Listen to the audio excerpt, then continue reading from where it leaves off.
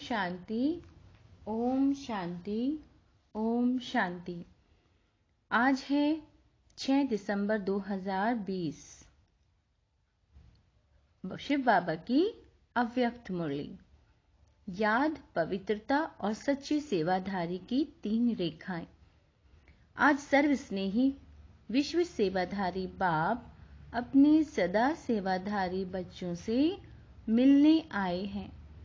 सेवाधारी बाप दादा को समान सेवाधारी बच्चे सदा प्रिय हैं। आज विशेष सर्व सेवाधारी बच्चों के मस्तक पर चमकती हुई विशेष 3 लकीरें देख रहे हैं। हर एक का मस्तक त्रिमूर्ति तिलक समान चमक रहा है। यह 3 लकीरें किसकी निशानी है? इन 3 प्रकार के तिलक के द्वारा हर एक बच्चे के वर्तमान रिजल्ट को देख रहे हैं। एक है संपूर्ण योगी जीवन की लकीर, दूसरी है पवित्रता की रेखा व लकीर, तीसरी है सच्चे सेवाधारी की लकीर। तीनों रेखाओं में हर बच्चे के रिजल्ट को देख रहे हैं। याद की लकीर सभी की चमक रही है, लेकिन नंबरवार। किसी की लकीर व रेखा आदि से अब तक अव्यभिचारी अर्थात सदा एक की लगन में मगन रहने वाली हैं। दूसरी बात, सदा अटूट रही हैं, सदा सीधी लकीर अर्थात डायरेक्ट बाप से सर्व संबंध की लगन से सदा से रही है। वह किसी निमित्त आत्माओं के द्वारा बाप से संबंध जोड़ने के अनुभवी हैं। डायरेक्ट बाप का सहारा है। वह किसी आत्मा के सहारे द्वारा बाप का सहारा है। एक है सीधी लकीर वाले, दूसरे हैं बीच बीच में थोड़ी टेढ़ी लकीर वाले। यह है याद की लकीर की विशेषताएं। दूसरी है संपूर्ण पवित्रता की लकीर व रेखा। इसमें भी नंबरवार हैं। एक है ब्राह्मण जीवन लेते ही ब्राह्मण जीवन का विशेष बाप का वरदान प्राप्त कर सदा और सहज इस वरदान को जीवन में अनुभव करने वाले। उन्हों की लकीर आदि से अब तक सीधी है। दूसरे ब्राह्मण जीवन के इस वरदान को अधिकार के रूप में अनुभव नहीं करते, कभी सहज कभी मेहनत से, बहुत पुरुषार्थ से अपनाने वाले हैं। उन्हों की लकीर सदा सीधी और चमकती हुई नहीं रहती। वास्तव में याद व सेवा की सफलता का आधार है पवित्रता। सिर्फ ब्रह्मचारी बनना यह पवित्रता नहीं, लेकिन पवित्रता का संपूर्ण रूप है ब्रह्मचारी के साथ साथ ब्रह्मचारी बनना। ब्रह्मचारी अर्थात ब्रह्मा के आचरण पर चलने वाले, जिसको फॉलो फादर कहा जाता है, क्योंकि फॉलो ब्रह्मा बाप को करना है, शिव बाबा के समान स्थिति में बनना है, लेकिन आचरण व कर्म में ब्रह्मा बाप को फॉलो करना है। हर कदम में बाबा कहते हैं, हर कदम में ब्रह्मचारी ब्रह्मचर्य का व्रत सदा संकल्प और स्वपन तक हो। पवित्रता का अर्थ है सदा बाप को कंपेनियन साथी बनाना और बाप की कंपनी में सदा रहना। कंपेनियन बना दिया बाबा मेरा, यह भी आवश्यक है, लेकिन हर समय कंपनी भी बाप की रहे। इसको कहते हैं संपूर्ण पवित्रता। संगठन की कंपनी, परिवार के स्नेह की मर्यादा, वह अलग चीज है। बाबा कहते हैं वह भी आवश्यक है, लेकिन बाप के कारण ही यह संगठन के स्नेह की कंपनी है। यह नहीं भूलना है। परिवार का प्यार है, लेकिन परिवार किसका? बाप का। बाप नहीं होता तो परिवार कहां से आता? परिवार का प्यार, परिवार का संगठन बहुत अच्छा है, लेकिन परिवार का बीज नहीं भूल जाए। बाप को भूल परिवार को ही कंपनी बना देते हैं। बाप को भूल परिवार को ही कंपनी बना देते हैं। बीच बीच में बाप को छोड़ा तो खाली जगह हो गई, वहां माया आ जाएगी। इसलिए स्नेह में रहते, स्नेह देते लेते समूह को नहीं भूलें। इसको कहते हैं पवित्रता। समझने में तो होशियार होना। कई बच्चों को संपूर्ण पवित्रता की स्थिति में आगे बढ़ने में मेहनत लगती है, इसलिए बीच बीच में कोई को कंपेनियन बनाने का भी संकल्प आता है। किसी को क्या आता है? इसलिए बीच बीच में कोई को कंपेनियन बनाने का भी संकल्प आता है। और कंपनी भी आवश्यक है, यह भी संकल्प आता है। सन्यासी तो नहीं बनना है, लेकिन आत्माओं की कंपनी में रहते बाप की कंपनी को भूल नहीं जाओ, नहीं तो समय पर उस आत्मा की कंपनी याद आएगी और बाप भूल जाएगा, तो समय पर धोखा मिलना संभव है। क्योंकि साकार शरीरधारी के सहारे की आदत होगी तो अव्यक्त बाप और निराकार बाप पीछे याद आएगा, पहले शरीरधारी याद आएगा। अगर किसी भी समय, बाबा कहते हैं, अगर किसी भी समय पहले साकार का सहारा याद आया तो नंबर 1 वह हो गया, दूसरा नंबर बाप हो गया। जो बाप को दूसरे नंबर में रखते तो उनको पद क्या मिलेगा? नंबर 1 या 2? सिर्फ सहयोग लेना, स्नेही रहना वह अलग चीज है, लेकिन सहारा बनाना अलग चीज है।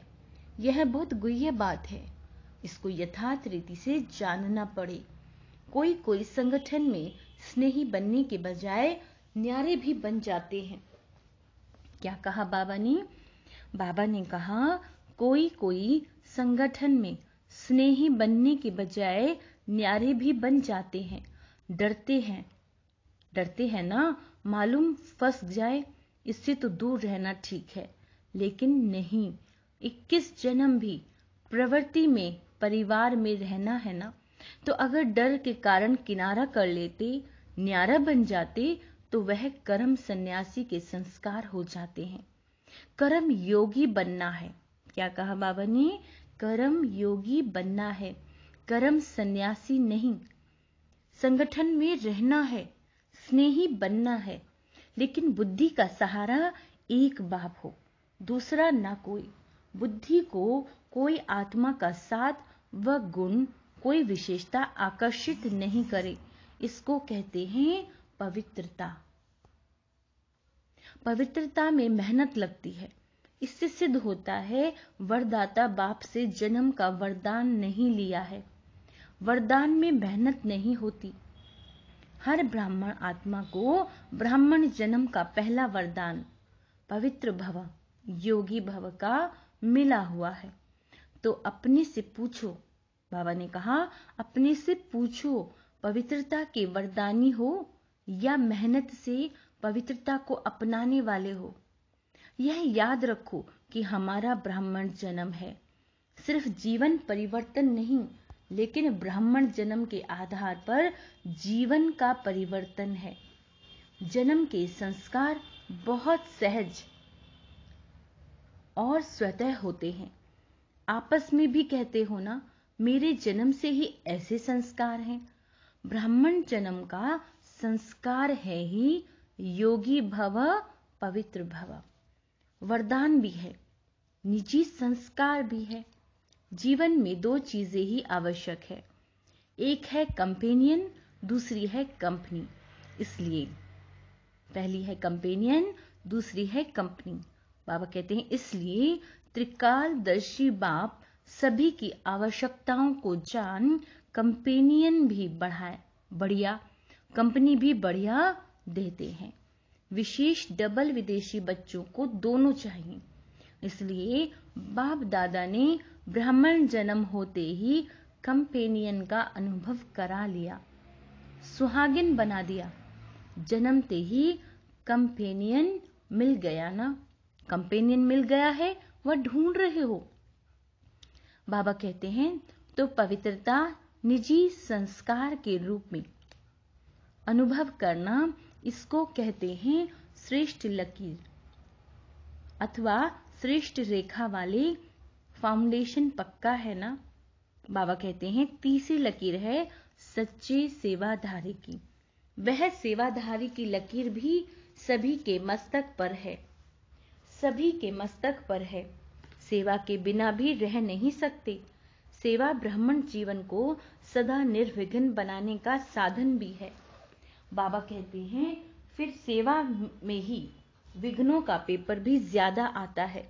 निर्विघ्न सेवाधारी को सच्ची सेवाधारी कहा जाता है। विघ्न आना यह भी ड्रामा की नूंद है, आने ही हैं और आते ही रहेंगे। क्या कहा बाबा ने? विघ्न आना है, यह भी ड्रामा की नूंद है, आने ही हैं और आते ही रहेंगे। क्यों? क्योंकि यह विघ्न या पेपर अनुभवी बनाते हैं। इसको विघ्न ना समझ, अनुभव की उन्नति हो रही है। इस भाव से देखो तो उन्नति की सीढ़ी अनुभव होगी। इससे और आगे बढ़ना है, क्योंकि सेवा अर्थात संगठन का सर्व आत्माओं की दुआओं का अनुभव करना है। क्या अनुभव करना है? संगठन का और सभी आत्माओं की दुआओं का। सेवा के कार्य में सर्व की दुआएं मिलने का साधन है। इस विधि से बाबा कहते हैं, इस विधि से, इस वृत्ति से देखो तो सदा ऐसे अनुभव करेंगे कि अनुभव की अथॉरिटी और आगे बढ़ रही है। विघ्न को विघ्न नहीं समझो और विघ्न अर्थ निमित्त बनी हुई आत्मा को विघ्नकारी आत्मा नहीं समझो। अनुभवी बनाने वाले शिक्षक समझो। जब कहते हो निंदा करने वाले मित्र हैं, तो विघ्नों को पास करा के अनुभवी बनाने वाला शिक्षक हुआ ना। पाठ पढ़ा है ना। जैसे आजकल की जो बीमारियों को हटाने वाले डॉक्टर्स हैं, वह एक्सरसाइज व्यायाम कराते हैं। तो एक्सरसाइज में पहले दर्द होता है, लेकिन वह दर्द सदा के लिए बेदर्द बनाने के निमित्त होता है। जिसको यह समझ नहीं होती वह चिल्लाते हैं, इसने तो और ही दर्द कर दिया, लेकिन इस दर्द के अंदर छिपी हुई दवा है। इस प्रकार रूप भल विघ्न का है, आपको विघ्नकारी आत्मा दिखाई पड़ती है, लेकिन सदा के लिए विघ्नों से पार कराने के निमित्त, अचल बनाने के निमित्त वही बनते हैं। इसलिए सदा निर्विघ्न सेवाधारी को कहते हैं सच्ची सेवाधारी। ऐसे श्रेष्ठ लकीर वाले सच्चे सेवाधारी कहे जाते हैं। सेवा में सदैव स्वच्छ बुद्धि, स्वच्छ प्रति, स्वच्छ कर्म सफलता का सहज आधार है। कोई भी सेवा का कार्य जब आरंभ करते हो तो पहले यह चेक करो कि बुद्धि में किसी आत्मा के प्रति भी स्वच्छता के बजाय अगर बीती हुई बातों की जरा भी स्मृति होगी तो उसी वृत्ति दृष्टि से उनको देखना, उनसे बोलना होता है। तो सेवा में जो स्वच्छता से संपूर्ण सफलता प्राप्त होनी चाहिए वह नहीं होती। बाबा कहते हैं बीती हुई बातों को व वृत्तियों को आदि को सबको समाप्त करना है। यह है स्वच्छता। बीती का संकल्प भी करना कुछ % में हल्का पाप है। संकल्प भी सृष्टि बना देता है। बाबा कहते हैं वर्णन करना तो और बड़ी बात है, लेकिन संकल्प करने से भी पुराने संकल्प की स्मृति सृष्टि अथवा वायुमंडल भी वैसा बना देती है। फिर कह देते हैं मैंने जो कहा था ना ऐसा ही हुआ ना, लेकिन हुआ क्यों? आपके कमजोर व्यर्थ संकल्प ने यह व्यर्थ वायुमंडल की सृष्टि बनाई। इसलिए सदा सच्चे सेवाधारी अर्थात पुराने वाइब्रेशन को समाप्त करने वाले, जैसे साइंस वाले शस्त्र से शस्त्र को समाप्त कर देते हैं, खत्म कर देते हैं, एक विमान से दूसरे विमान को गिरा देते हैं, युद्ध करते हैं तो समाप्त कर देते हैं ना। तो आपका शुद्ध वाइब्रेशन को इमर्ज कर सकता है और व्यर्थ वाइब्रेशन को समाप्त कर सकता है। संकल्प को समाप्त कर सकता है। अगर आपका पावरफुल संकल्प है तो समर्थ संकल्प व्यर्थ को खत्म जरूर करेगा। समझा? सेवा में पहले स्वच्छता अर्थात पवित्रता की शक्ति चाहिए। यह 3 लकीरें चमकती हुई देख रहे हैं। सेवा की विशेषता की और अनेक बातें सुनी भी हैं। सब बातों का सार है निस्वार्थ निर्विकल्प स्थिति से सेवा करना सफलता का आधार है। इसी सेवा में ही स्वयं भी संतुष्टता और हर्षित रहते हैं, दूसरे भी संतुष्ट रहते हैं। सेवा के बिना संगठन नहीं होता। संगठन में भिन्न भिन्न बातें, भिन्न भिन्न विचार, भिन्न भिन्न तरीके, साधन, यह होना ही है। लेकिन बातें आती भी हैं, भिन्न भिन्न साधन सुनते हुए भी स्वयं सदा अनेक को एक बाप की याद में मिलने वाले एक रस स्थिति वाले रहो। कभी भी अनेकता में मुझो नहीं। अब क्या करें, बहुत विचार हो गए हैं, किसका माने किसका ना माने। अगर निस्वार्थ निर्विकल्प भाव से निर्णय करेंगे तो कभी किसी को कुछ व्यर्थ संकल्प नहीं आएगा, क्योंकि सेवा के बिना भी रह नहीं सकते, याद के बिना भी रह नहीं सकते। इसलिए सेवा को भी बढ़ाते चलो, स्वयं को भी स्नेह, सहयोग और निस्वार्थ भाव में बढ़ाते चलो। समझा? बाप दादा को खुशी है कि देश विदेश में छोटे बड़े सभी ने उमंग उत्साह से सेवा का सबूत दिया।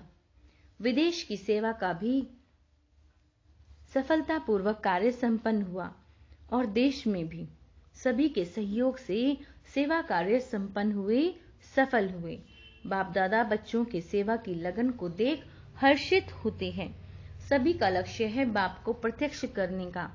अच्छा रहा और बाप के स्नेह में मेहनत को मोहब्बत में बदल कार्य का प्रत्यक्ष फल दिखाया। सभी बच्चे विशेष सेवा के निमित्त आए हुए हैं। बाप दादा भी वाह बच्चे वाह के गीत गाते हैं। सभी ने बहुत अच्छा किया, किसी ने किया, किसी ने नहीं किया, यह है नहीं।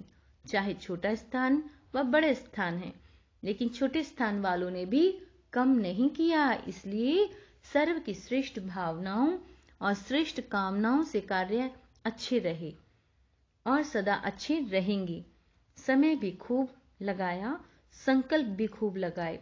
प्लान बनाया तो संकल्प किया ना, शरीर की शक्ति भी लगाई।